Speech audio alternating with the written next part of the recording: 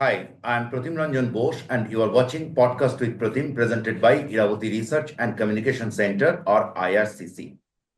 In this episode, we will discuss Bangladesh. I have with me Mr. Anisur Rahman, a Bengali-Swedish poet and playwright. He is one of the board members of the Swedish Writers Union. Anisur was born in Bangladesh and now lives in Sweden. Mr. Rahman is an alumni of Dhaka University, Stockholm University, and Uppsala University. I hope I pronounced it correct. Uh, he works for the Uppsala Centre for Literature and leads their creative writing programs. His works have been translated in a variety of languages across continents. I saw Swahili from Africa, Chinese, Russian, many European languages. So some of the prominent ones are, of course, Arabic, Russian, Chinese, Uyghur, and our very own Assamese. Recently, Mr. Rahman wrote a column suggesting ways of Sheikh Hasina's Awami League to make a comeback in Bangladeshi politics. Published by Dhaka-based Shomokal, the article became an instant hit on social media. That's, of course, not the only article that he wrote.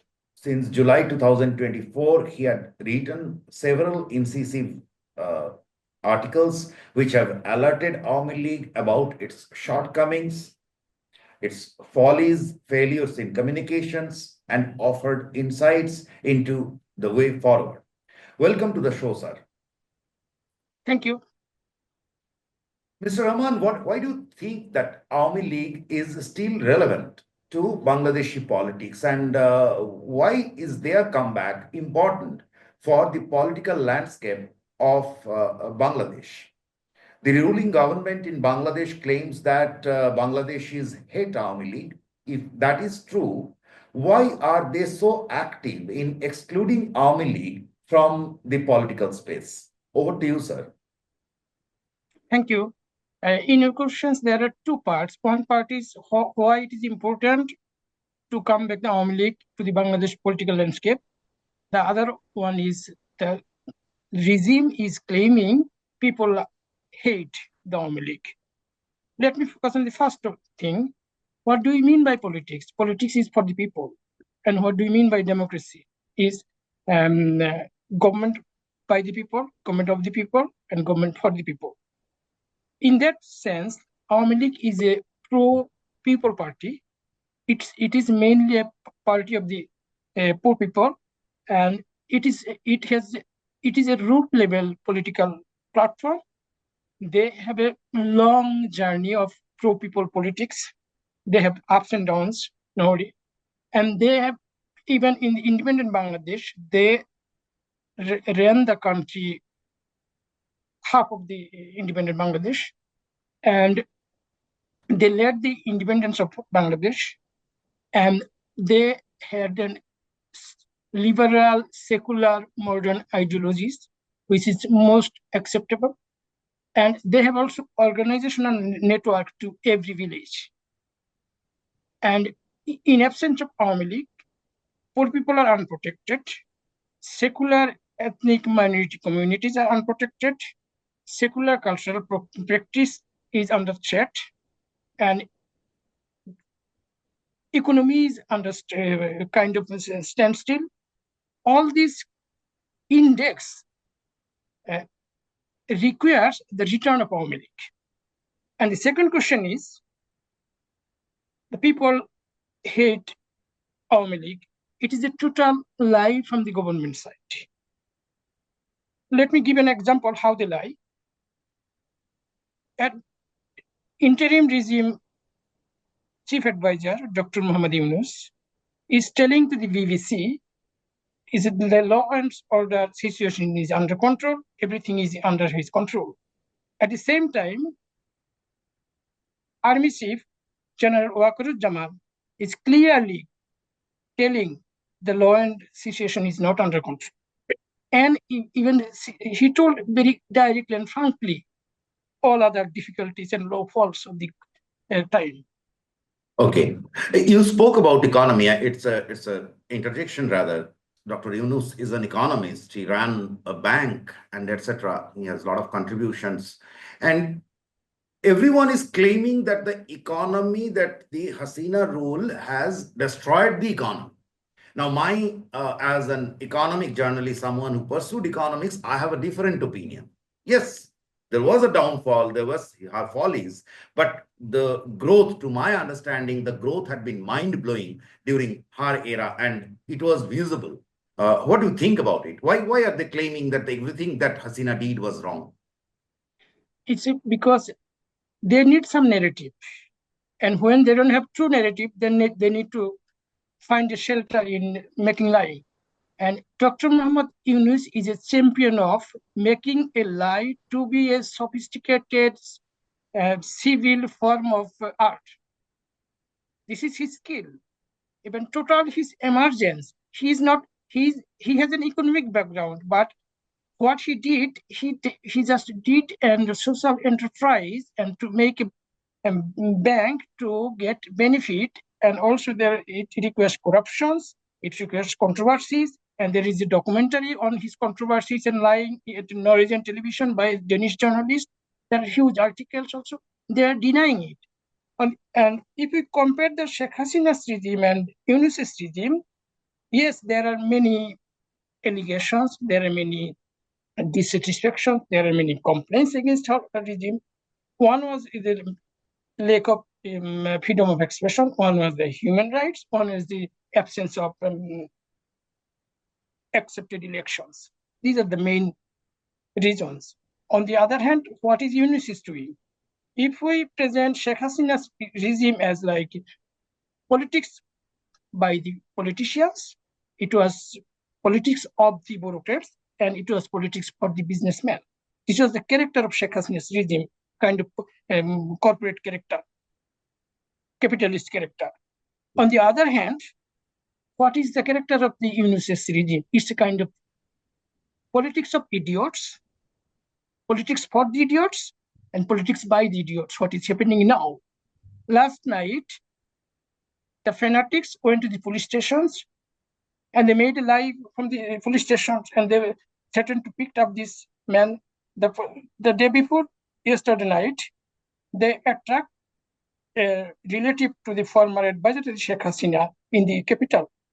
And the military was in presence, police was in presence, no protection. The day before, 2 foreigners were attacked by the individuals in the city. And many things, such things are happening every day. Yes, yes.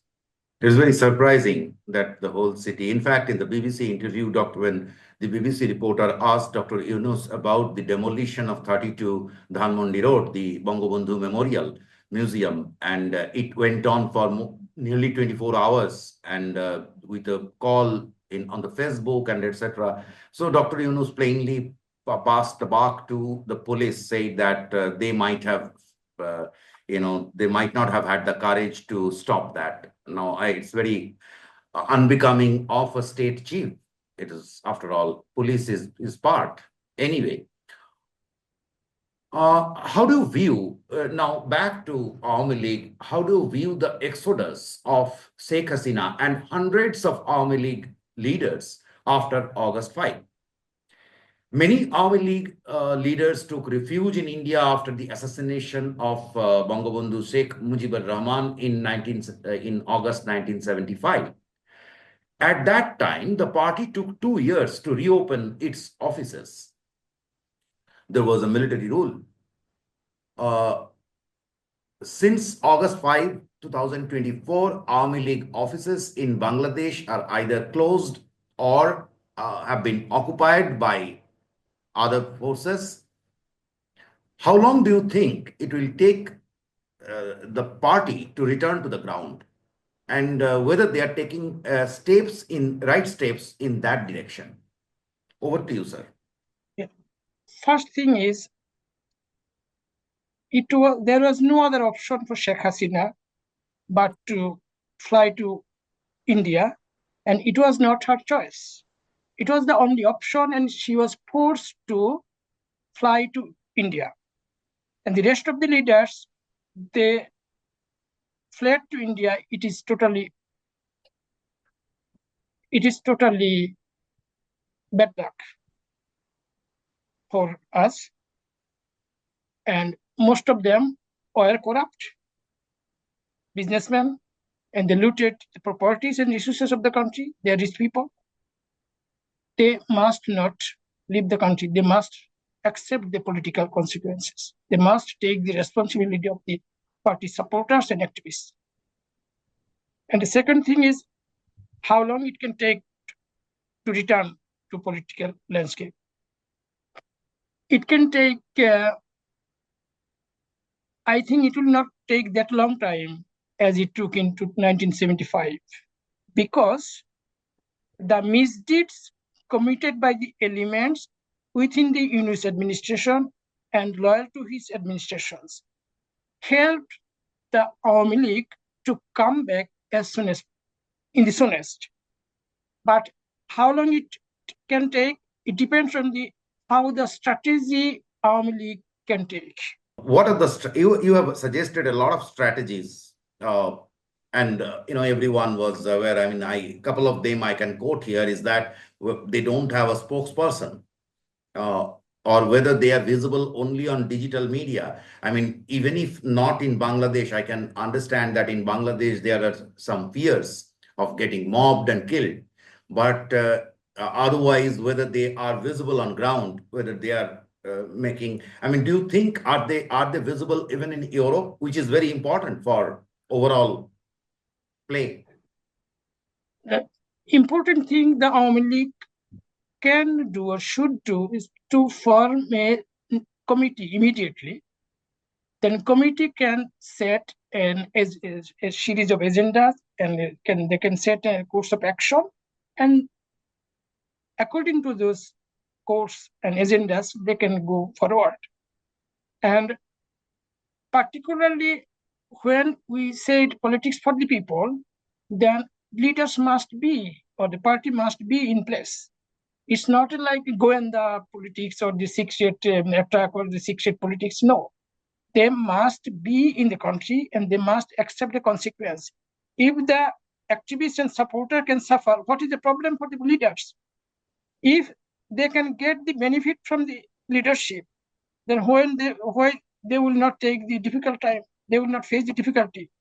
Still, there are a good number of leaders who has good image and they can face the people and they can face the situation. For example, former Minister Abdul Mannan, he was arrested by the police. Then later on, he was forced. Authority was forced to release him. And even the opposite political party members and supporters stood by him. Yeah. They stood by him. Same happened to Sabir Hussain Chowdhury. There are a number of politicians still are in Bangladesh. Selina Hayat Ivy, the mayor of Naranganj City Corporation. So there are a number of leaders. It depends on the party decision. Okay. And you mentioned also the European context. No, what I mentioned is that when I see, I mean, a lot of them are in India, but yeah, the engagement is not there. I don't know, maybe there may be other reasons as well, but even say someone who is, I mean, I have been researching on issues in Bangladesh, so I don't see them coming forward. I have certain friends and they come forward, they keep in touch, but otherwise you don't see them active in public relations. Because they lost their moral courage and moral ground to speak of. At the same time, many of them are incompetent, became the leaders of the benefit from nepotism and corruption. That's why we cannot expect the due role or due response from them, because they are just waiting for a good time. I mean, just curious, do you think that, I mean, I'm not talking about everyone, but probably a gross majority of those who have escaped, instead of fighting it out from there. I mean, very senior leader of 85 has been there and he has been arrested. He is in jail. he is facing the political consequences of as a Yeah. So, but these people have simply left the country and. But do you think that they will find a place in Bangladesh, or they should find a place in the politics in the future? No, they must be excluded, because if they include them in politics, then the people who are supporting and who are protecting the Awami League politics and existence, it will be a betrayal to them. So the people will not accept a series of betrayal, because such the Muslim League faced the similar reality or character in the Pakistani era. Then Muslim League, the fate of Muslim League, you can see. The states surrounding Awami League or conditions surrounding Awami League almost similar to Muslim League. But comparing to Muslim League and Awami League is the Awami League has the benefit of being pro-people, for people, and have a grassroots organizational structure. This is the hope for future. Otherwise, it could lose like Muslim League. Okay. Probably a lot of it is because they have been in power for 15 years, and when you are in power for consecutive terms and for too long, certain things are inevitable in the party. The corporates, the putting on a lot of flab, dependence on bureaucracy, this kind of things come in very easily.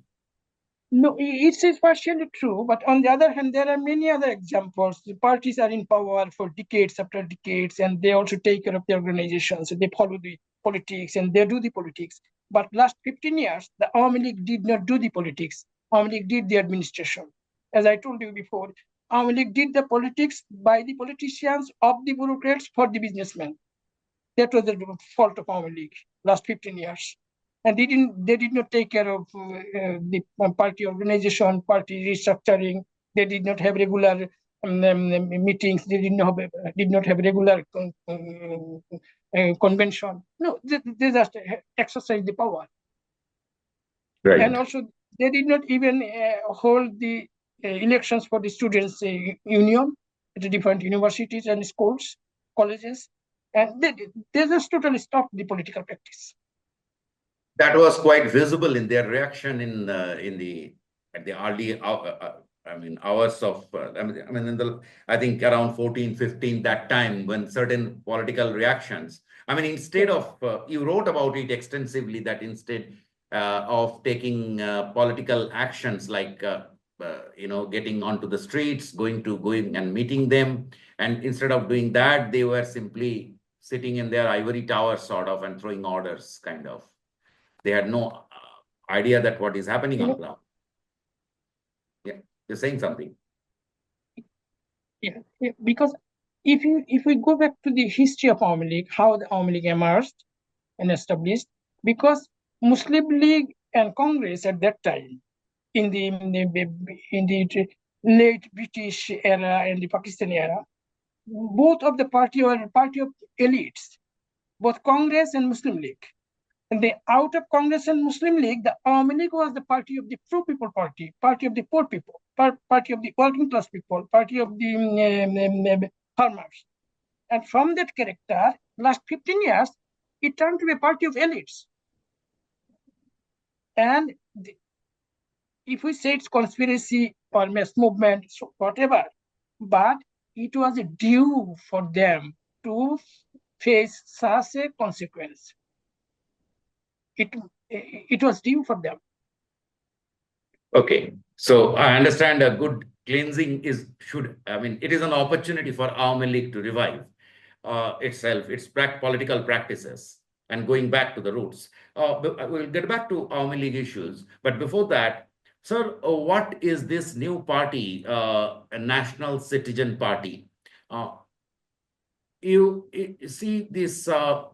By their admission, it includes former Shibir members. Now we know that once a Shibir is always a Shibir. And if we look at the narratives, they are well in line with Islamic forces, and this is the some of the top NCP leaders had actually played a lead role in destruction of the Bangabandhu memorial at 32 Dhanmondi Road. Now, why are they pathologically anti-Mujib? I mean, they are time and again they referred Mujib-Bad, and the way things are happening, things had happened over the last 7 months. It is clear that they are pathologically anti Mujibur Rahman, which was we thought that which was a character of the Jamaat-e-Islami. Now, so who are they actually? Over to you, sir. And because they are not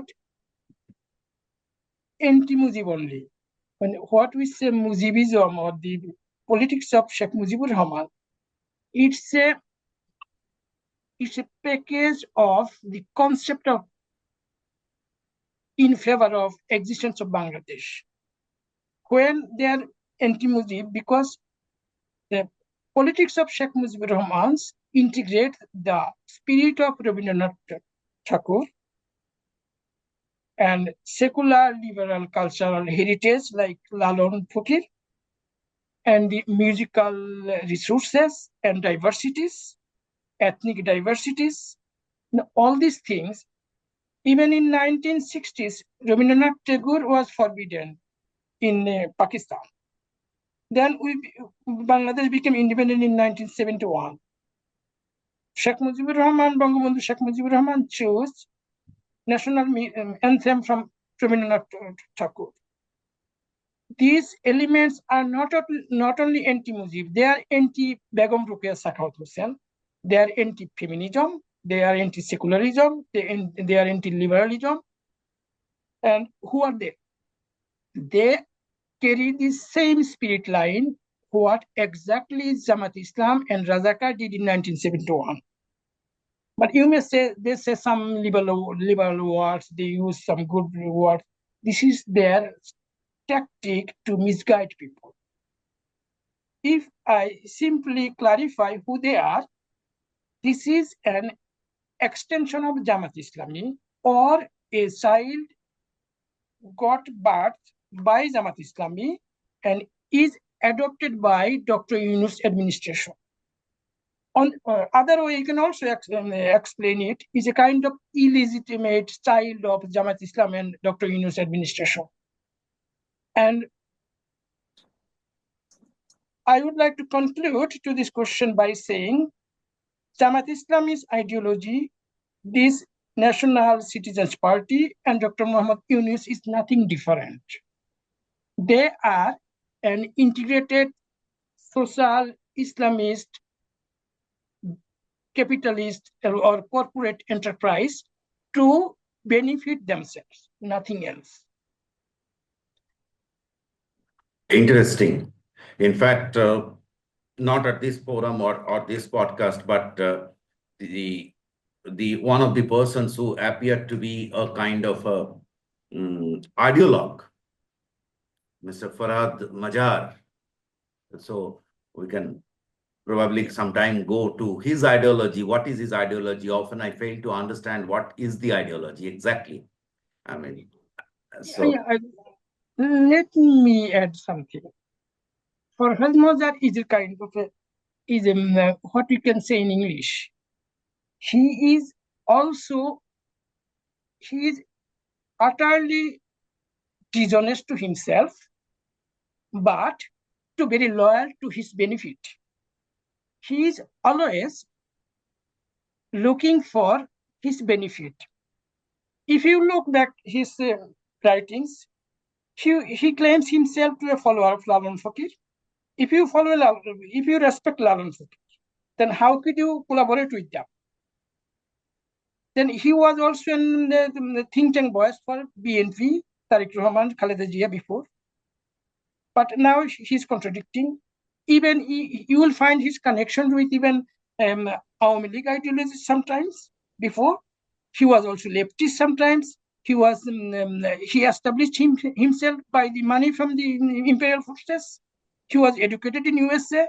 He is blamed for the killing of a writer called Humayun Kabir. and it was mentioned in the book written by Ahmad Safa, and the book is called The Ordek Nari, Ordek Ishwari. In English, you can say half the goddess, half the women. This is the character of Farhad Mazhar. And Farhad Mazhar, he met Chinmay Prabhu in Chattogram. Following his meetings, you see the fate of which Chinmay Prabhu. It was also his tactic to identify Chinmay. If he has that was really I mean, it did happen. We all know. I mean, he said that he should be released, but then Chinmay is now languishing in jail for, I think, at least 3 months, if not more. Yeah, because they know everything. Even his wife is in the cabinet, and he is also an independent intellectual at the same time. And he also appreciated the destruction of Bangabandhu Museum. What is the argument? Of course, he put up a Facebook post. He had put up, and he is the man who is who wants the proclamation for revolution and the scrapping of the constitution. Because if they have these constitutions, if they accept the independent 1971 War of Liberation spirit, then they cannot make it Pakistan. They want to make it a second Pakistan. They made it clear agenda. Even National Citizens Party's slogan is Inqilab Zindabad. What is the word Inqilab means? They cannot say directly Pakistan Zindabad. That's why they are saying the Inqilab Zindabad. And people like Farhad Mazhar are supporting them, appreciating them, and to get the little more light on these facts, 1971, left forces are divided. Pro-Moscow leftists were in favor of the liberation, but pro-China leftists were against the liberation. They were collaborating with Jamaat-e-Islami in Pakistan side. And after the independence, these pro-Chinese leftists occupied the urban institutions like in newspapers and offices and educational institutions, and the pro-Russian or Moscow leftists, they are mostly close with Awami League, or they choose to work with the workers and the farmers. This is the ground foundation of our political landscape, and still it exists. And if you analyze the involvement of the people in the July, August movement, you will find this parallel, or you will find these lines are clear. Sir, the last question, and I have a 2-minute window for this. Yeah. You, in your writings, you wanted Sheikh Hasina to take responsibility, which is right. She is the nucleus of the party. She was the prime minister of the failures and revealed from there. If I understand it correctly, Dr. Yunus had been saying this time and again that she must apologize for killing people. So, and that has been a narrative in Bangladesh. Do you mean that she must change track and come out and say that, yeah, I'm sorry, and whether that is politically feasible for her and whether that is the right course for her? The question is, she must take the responsibility of her political failure. But when it is saying the killing and all these things, it's a controversial, it's not proven. It's irrelevant to ask her. But this is not the time for her yet to give a clear statement. or to accept the responsibility, then it will legitimate this illegitimate unconstitutional regime. For this one, whom she should give the statement or tell or take the responsibility to the people, to the voters. When the political environment will be normal and democratic process will be installed, and then it will be due question when she will go to the people to ask for their mandate, and then it will require how she could convince them. And that is the time to ask her, but not now. Right. I fully agree because the 7.92 bullet controversy, which is a sniper bullet, and there are a lot of issues involved in that, and there is not investigation or what is happening. Is there, of course, political questions about it. So thank you, Mr. Rahman, for giving me time. And it had been a unique opportunity also because last 7 months, I haven't approached anyone in Awami League. And so far as I know, I asked you, you are not a part of Awami League, but you have your right to speak your mind. And you are being that man out or stick your neck out in this thing. Thank you very much for giving your time. Thank you.